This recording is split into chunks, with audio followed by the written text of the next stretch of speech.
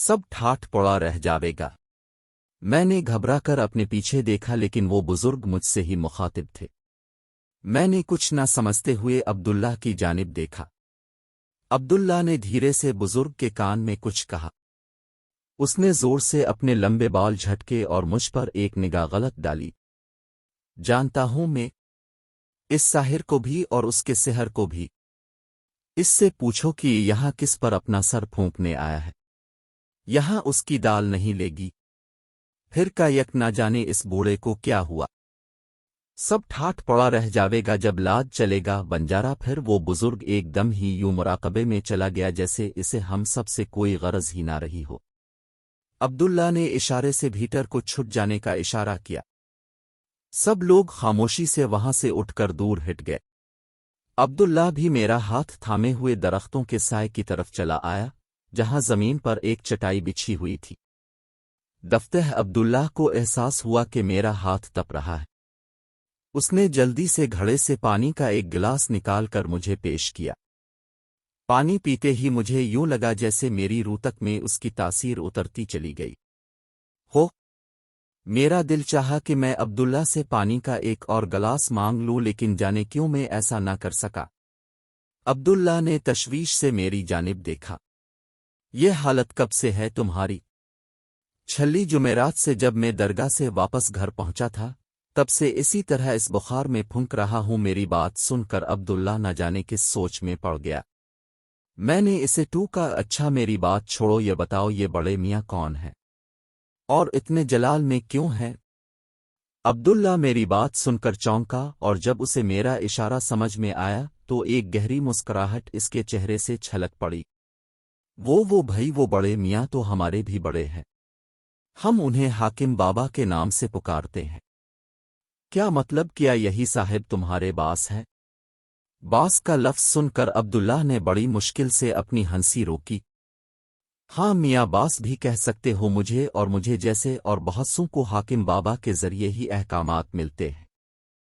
किसने कहाँ जाना है, कहाँ रुकना है, किस इलाके में किस कारिंदे की ज़रूरत है, किस तरह के लोगों में तालीम किस तरह बांटनी है, ये सारे मामलात हाकिम बाबा ही तय करते हैं।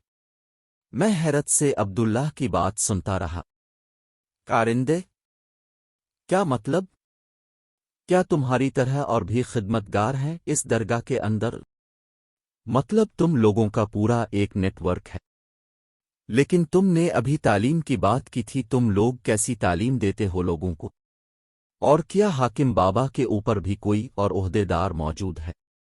तालीम से मुराद कोई स्कूल की पढ़ाई नहीं है, बस लोगों की खिदमत करना होती है। जैसे मैं इस दरगाह में आने वाले ज़ायरीन की मदद करता हूँ, उन्हें किसी चीज़ की ज़रूरत हो, किस किस्म की मालूमात दरकार हों तो वो मैं उन्हें फराहम करता हूँ। जबकि हाकिम बाबा से ऊपर के तमाम इंतज़ामात सुल्तान बाबा संभालते हैं। अलबत्ता हमारा उनसे राबता कभी कभार ही होता है। दरअसल सुल्तान बाबा हाकिम बाबा और उन जैसे दूसरों के भी बास हैं। हम तो उनके मातहतों के भी मातहत हैं। मेरी हैरत लम्हा बालेहा बढ़ती ही जा रही थी। मतलब ये कि हाकिम बाबा जैसे भी दीगर कई हुक्काम मौजूद थे। फिर तो सुल्तान बाबा वाकई कोई हस्ती होंगे, क्योंकि मेरी तो आधी जान हाकिम बाबा का जलाल देखकर ही निकल गई थी। जाने सुल्तान बाबा के रोब और जलाल का क्या आलम होगा। गोया इन लोगों की पूरी एक इंतजामिया थी, जैसे असिस्टेंट कमिश्नर के ऊपर डिप्टी कमिश्नर और डिप्टी कमिश्नर के ऊपर कमिश्नर तैनात होता है। इसी तरह अब्दुल्लाह के ऊपर की चीन ऑफ कमांड भी पूरी तरह मुतहर्रिक थी। लेकिन इस नफसन नफसी के दौर में जब भाई अपने भाई का गला काटने पर तला हुआ है, ऐसे बेगरज और बेलोस लोग भी मौजूद हैं जो सिर्फ दूसरों की तकलीफ और दर्द को दूर करने के लिए अपना चीन और आराम त्याग देते होंगे। मुझे इस बात पर अब भी पूरी तरह यकीन नहीं आया था। और फिर उन लोगों के अपने अखराजात भी तो होते होंगे। ये सारा खर्चा कौन उठाता होगा? क्या सुल्तान बाबा से ऊपर भी कोई ओहदेदार मौजूद होगा? जैसे कमिश्नर के ऊपर सूबे का चीफ सेक्रेटरी होता है। मेरे जहन में ऐसे न जाने कितने सवालात कुलबुला रहे थे, लेकिन एकदम ही घनीरा साया सा छा गया। یوں لگا جیسے گرم تپتی دوپہر میں ٹھنڈے پانی سے بھری کوئی بدلی سورج کے عین سامنے آ کر رک گئی ہو۔ وہ ماں جبھی اپنے کومل قدم درگاہ کے صحن میں دھر چکی تھی، اور حسب معمول اس کی ماں اور خادمہ بھی ساتھ ہی آئے تھے۔ جانے موسم کی تمام شدت اور دھوپ کی ساری حدت ایک ہی پل میں کہاں غائب ہو گئی۔ مجھے یوں لگا کہ دور سمندر کی طرف سے چلنے والی پروائی نے ساری درگاہ کے گرد اپنا گھیر باندھ دیا ہو۔ کسی ایک شخصیت کی موجودگی ہمارے ارد گرد کے موسم پر اس قدر شدت اور تیزی سے کیسے اثر انداز ہو سکتی ہے؟ مجھے آج تک اس سوال کا جواب نہیں مل سکا۔ کیا باہر کے بھی موسم جھوٹے ہوتے ہیں اور ان کا تعلق صرف ہمارے اندر کے موسم ہی سے ہوتا ہے؟ وہ پری رخ اب دھیرے دھیرے چلتی ہوئی، جیسے پانیوں پر قدم رکھتی ہوئی حاکم بابا کے بالکل سامنے جا بیٹھی تھی۔ حاکم بابا نے اس کے سلام کے جواب میں دعا دی اور اس کے سر پر ہاتھ پھیرا۔ مطلب یہ کہ وہ پہلے بھی حاکم بابا سے مل چکی تھی۔ حاکم بابا نے زہرا کی ماں سے کچھ پوچھا اور قریب کھڑے خادم کے ہاتھ سے پانی کا گلاس لے کر اس پر کچھ پڑا اور پھونک کر زہرا کو پینے کے لیے دے دیا۔ میں اس ماں وش کو دیکھنے میں اس قدر مہا تھا کہ مجھے عبداللہ کے اٹھ کر چلے جانے کا احساس تک نہ ہوا، لیکن میں نے آج یہ تہیہ کیا ہوا تھا کہ کسی نہ کسی بہانے زہرا سے ہم کلام ہونے کی کوشش ضرور کروں گا۔ اس سے یہ پوچھنے کی جسارت ضرور کروں گا کہ آخر وہ کون سی منت ہے جو اسے یہاں اس ویرانے میں اتنی دور تک کھینچ لائی ہے۔ وہ تو خود کسی منت کی طرح ہے جس کی قبولیت کے لیے ایک عالم تا عمر سجدے میں پڑا رہ جائے۔ روپ کی ایسی دولت دنیا میں کچھ کم ہی خوش نصیبوں کو حاصل ہوتی۔ وہ تو خود ایک دا تھی، پھر وہ اپنا وقت دعاؤں میں کیوں ضائع کر رہی تھی؟ میں جانے کتنی دیر اس کی طرف دیکھتے ہوئے گم سمسا بیٹھا رہا۔ ہوش اس وقت آیا جب وہ تینوں واپسی کے لیے اٹھ کھڑی ہوئیں۔ میں جلدی سے پانی کا بھر اگلاس لے کر درگاہ کے داخلی دروازے کے قریب بھیڑ سے ذرا ہٹ کر کھڑا ہو گیا، اور جب وہ تینوں میرے قریب سے گزرنے لگیں تو میں نے جلدی سے پانی کا گلاس زہرا کے سامنے کر دیا۔ وہ ٹھٹک کر رک گئی۔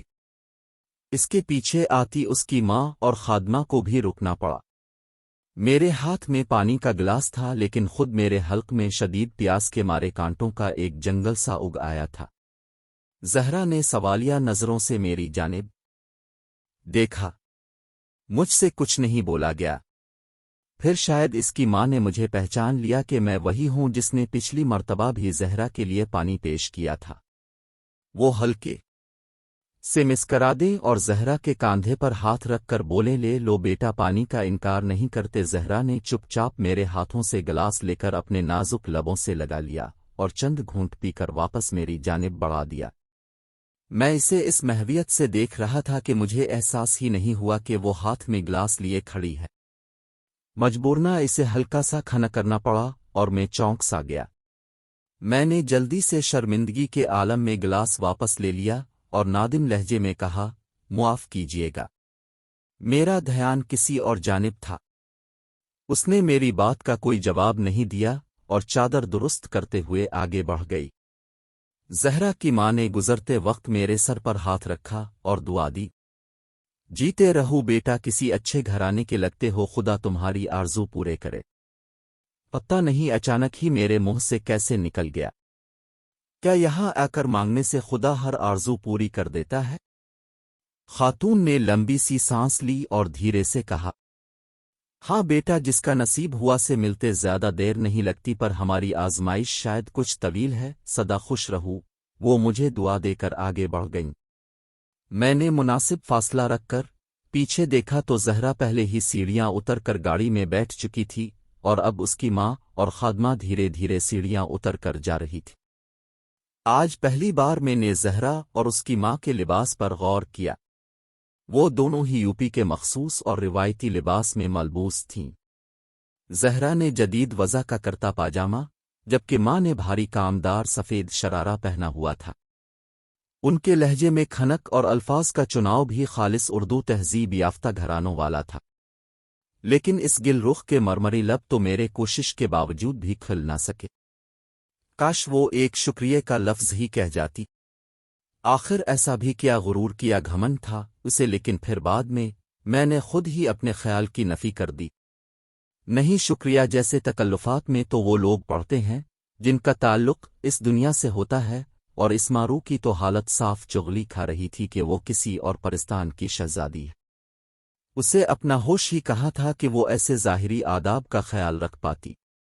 زہرا کی گاڑی سٹارٹ ہونے کی آواز کے ساتھ ہی میرے دل میں ایک عجیب سی خواہش ابھری اور میں ہاتھ میں پکڑا گلاس ساتھ کھڑے زائر کے ہاتھ میں پکڑا کر نیچے کی جانب لپکا۔ پھر ایک ساتھ تین سیڑھیاں پھلانگتا ہوا گاڑی تک پہنچا اور گاڑی کو دور ریت اڑاتی شہر کی طرف جاتی زہرا کی گاڑی کے پیچھے ڈال دیا۔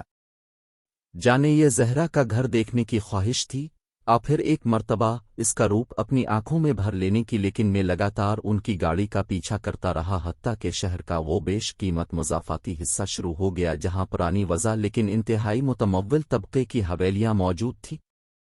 یہ تمام حویلیاں کئی ایکڑ پر پھیلی ہوئی تھیں اور زنانے، مردانے اور پائیں باغ کا جو تصور اب ہمارے بڑے گھروں میں تقریباً مفقود ہی ہو چکا تھا، وہاں اب بھی پوری آب و تاب کے ساتھ موجود تھا۔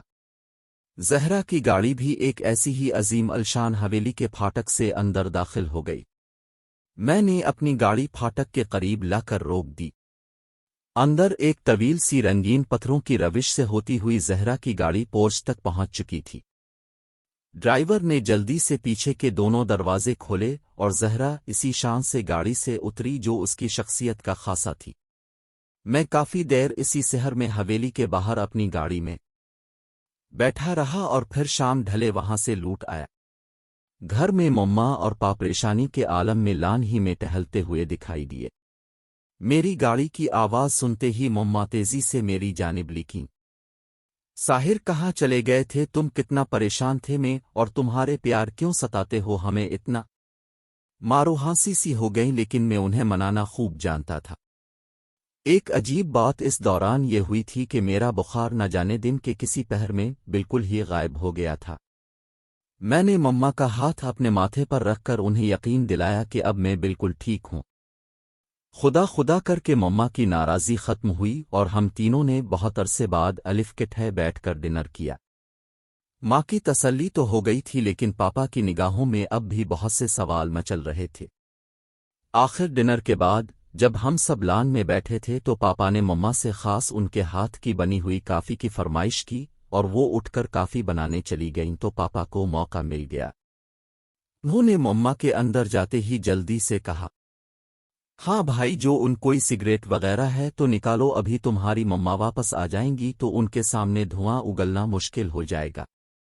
میرا اور پا کا ایک ہی برانڈ تھا۔ میں نے انہیں جیب سے سگریٹ نکال کر پیش کی۔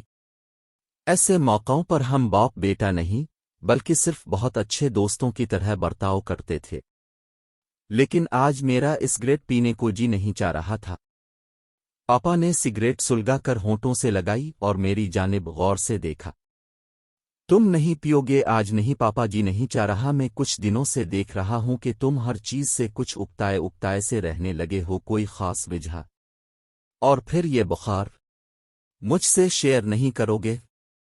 میں نے ایک لمبی سی سانس لی اور مما کے آنے سے پہلے مختصر اظہارا اور اس درگاہ کے بارے میں ہر بات بتا دی۔ مما کافی لے کر آئیں تو ہماری گفتگو میں کچھ دیر کا وقفہ آیا۔ کافی پینے کے بعد مما کی USA سے ایک ضروری فون کال آ گئی اور مجھے اور پاپا کو پھر سے کھل کر بات کرنے کا موقع مل گیا۔ کہیں تمہیں اس لڑکی سے محبت تو نہیں ہو گئی؟